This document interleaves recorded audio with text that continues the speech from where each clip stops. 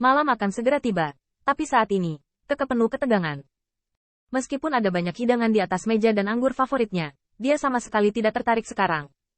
Duduk di meja, memegang tangannya dengan gugup. Kekuasaan, status, identitas, ini adalah 3 hal yang tidak pernah dia perhatikan. Dan setelah nasihat Feng Tianxing hari ini, dia tahu nilai dari ketiga hal ini lebih baik daripada orang lain. Ini jauh dari sesederhana yang terlihat di permukaan. Di balik hal-hal tersebut, terdapat nilai-nilai yang hampir tak ada habisnya. Selama mereka beroperasi dengan wajar dan benar, mereka dapat memberinya puluhan kali lipat dari sumber daya saat ini, dan mengandalkan sumber daya untuk mengumpulkan kekuatan.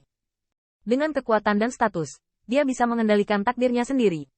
Meski tidak mudah untuk mencapainya, ada banyak hal yang perlu dia pertimbangkan dan pilih, dan dia tidak bisa membuat kesalahan dalam setiap pilihan, yang bahkan lebih mustahil baginya.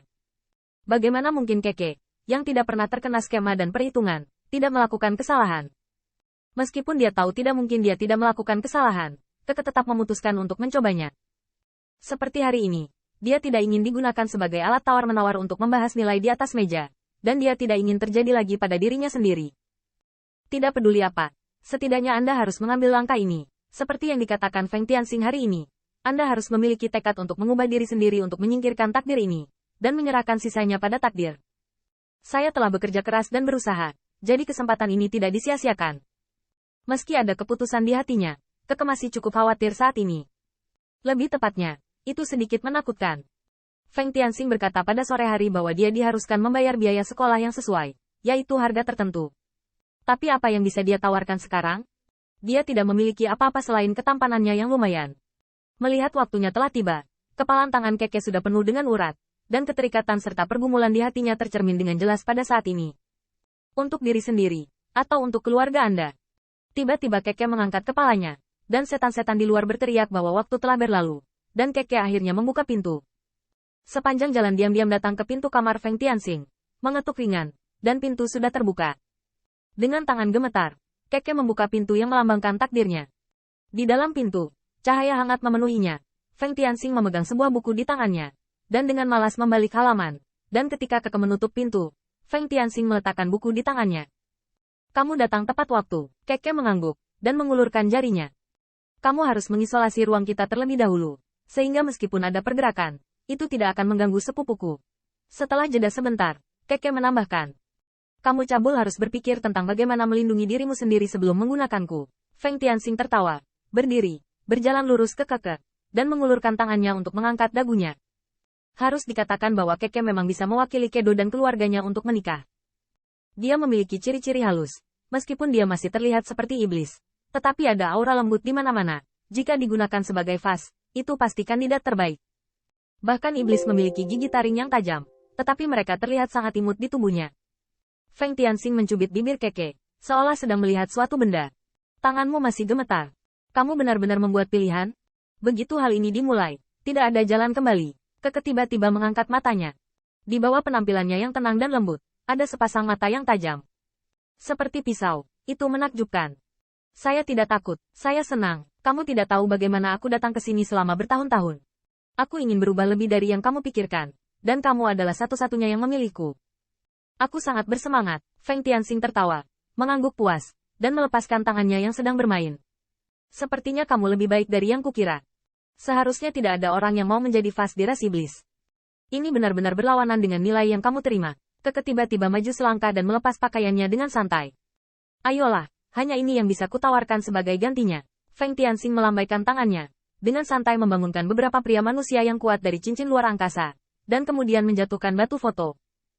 Aku butuh sesuatu yang bisa menghalangimu, dan aku tidak punya alasan untuk mempercayaimu sekarang. Keke tertegun, melihat beberapa pria manusia yang kuat di depannya. Dia sebenarnya ingin melarikan diri sejenak. Tapi dia menahan diri. Dengan susah payah, dia mengalihkan pandangannya dari ras manusia ini dan menoleh ke Feng Tianxing. Bisakah kamu berjanji untuk membantuku membalas dendam pada keluarga? Feng Tianxing menemukan posisi yang nyaman untuk berbaring di tempat tidur, mengambil buku itu lagi, dan menatap Keke dengan santai. Apakah ini sulit?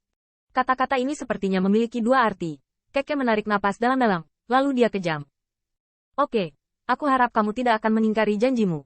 Meninggalkan pegangan Keke, Feng Tianxing mengambil kembali budak itu, dan dengan santai menyentuh kepala Keke. Ini adalah pengalaman saya ketika menghadapi konflik keluarga dan bagaimana mengendalikan peluang. Lagi pula, saya tidak tinggal di keluarga Anda. Saya tidak tahu situasi keluarga Anda, dan tidak mungkin memberi Anda nasihat kapan saja, dan cara Anda tidak bisa salah langkah. Pulanglah dan istirahatlah dengan baik. Kamu tidak perlu mempelajari hal-hal ini. Besok, itu akan menjadi kode etikmu. Setelah selesai berbicara, Feng Tianxing mengeluarkan perintah untuk mengusir tamu tersebut. Kekebangun dengan malu, mengenakan pakaiannya, lalu kembali ke kamarnya. Hampir tanpa henti membaca dengan cermat pengalaman yang ditanamkan dalam benaknya. Setiap kata seperti harta karun baginya. Dan pada malam ini, kedua hampir marah, menatap kamar Rouning. Hanya karena Feng Tianxing menatap Rouning sebelum mereka kembali beristirahat. Kedua salah paham, dia tidak suka berbagi dengan orang lain, bahkan selir pun tidak. Di dalam ruangan, Rouning berbaring dengan tenang, melihat ke atap, dan dari waktu ke waktu dengan sadar melihat keluar. Ada senyum kecut di sudut mulutnya. Orang bodoh ini, Laksamana Feng tidak tertarik padaku, apalagi kamu. Ras iblis adalah ras yang tidak lengkap yang bahkan tidak memiliki aturan dasar. Itu sangat dibenci. Jika saya tidak melihat umat manusia, saya tidak akan sampai pada kesimpulan seperti itu. Rouning cukup emosional di dalam hatinya.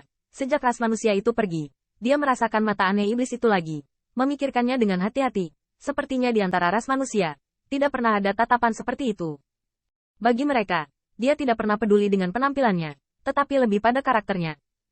Bahkan selirnya, yang diam-diam diejek oleh setan yang tak terhitung jumlahnya, juga mendapat komentar positif dari umat manusia. Dia setia, dapat dipercaya, dan layak dipercaya.